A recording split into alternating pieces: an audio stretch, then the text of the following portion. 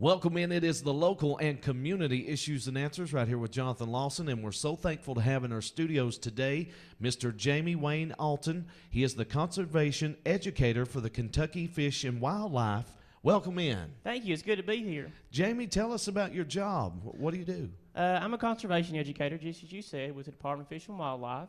Basically, what I do is I go to schools, talk to 4th, 5th, and 6th graders about different subjects, ranging anywhere from mammals of Kentucky to fish of Kentucky to firearm safety.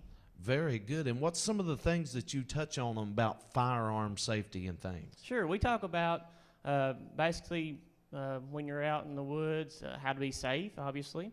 We talk about how to properly store your guns when you're, back at your house. And, always point the gun in a safe direction. And when you're crossing obstacles, how to do that safely as well. Very good. And what is some do's and don'ts when it comes to safety issues? Yeah, the number one thing that you need to remember when you're handling a firearm is to, treat it as if it were loaded and make sure that muzzle is pointing in a safe direction. That's what we tell the kids. And when you're crossing an obstacle such as a fence, the first thing you need to do is unload the gun. Very good. How long have you been with the Kentucky Fish and Wildlife? That's a good question. I started with the Department of Fish and Wildlife back in 2006, where I was a camp counselor at Camp Earl Wallace, which is a conservation camp, and then worked there 2006, 2007 while I was in college. And then after I got out of college, I was an aquatic educator with the Department of Fish and Wildlife. And this is where I would actually get fishing programs together, and we would take kids fishing. Wonderful. Educate us a little bit today. Give us some basic education on, wildlife and things of that nature. Yeah. Basically, as far as fishing goes, that's my expertise, I guess you could say. I enjoy fishing, in the springtime, when they're spawning, before they're spawning, you get out there. I fish a lot on Lake Cumberland, topwater baits, and enjoy doing that. Hunting goes, I'm getting into that, where I'm bow hunting and different things like that as well. So it's an enjoyable sport to be able to hunt fish. Wonderful. And we need to keep our lakes and our streams and our rivers clean, and educate us on ways that we can help keep our areas clean. Yeah.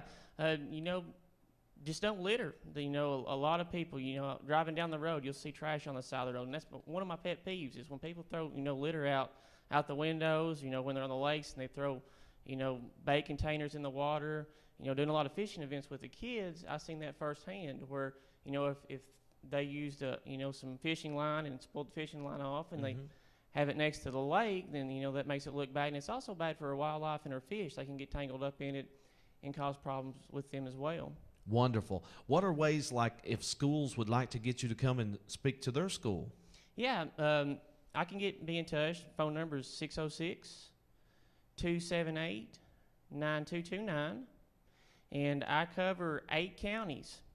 Those counties are Knox, Whitley, Bell, Harlan, Jackson, Clay, Owsley, and Lee County. There is so much involved with the Kentucky Department of Fish and Wildlife. There are so many areas that need to be covered, and you're all out doing your works and doing your jobs. And I want to commend the Kentucky Department of Fish and Wildlife for all the great work that you all are doing. Well, I appreciate that. There's a lot of people up in Frankfort that plays a big part in that as well. We've got law enforcement officers, we've got biologists, we've got conservation educators, different types of educators. We have an Explore bow hunting program that's great with the kids. We have archery in the schools as well. It's a great opportunity for the kids to learn safety as far as bow hunting goes and proper stance and things like that in the schools. What about this magazine here, this book I'm seeing, the Kentucky Hunting and Trapping Guide? Tell us about that. Yeah, this is the Kentucky Hunting and Trapping Guide. If you have any questions about when hunting season is, anything like that, you can take a look in that, and that'll have about all the information you need. And there's also an information number that you can call up to Frankfort as well. It's found in that. Well, there's a lot of young people now getting interested in going hunting and things like that. And, safety is a big issue right here. What are some things that you would stress to the young people to do while they're out in the woods? It's a good question. When you're out in the woods, you want to make sure you're holding your gun safely.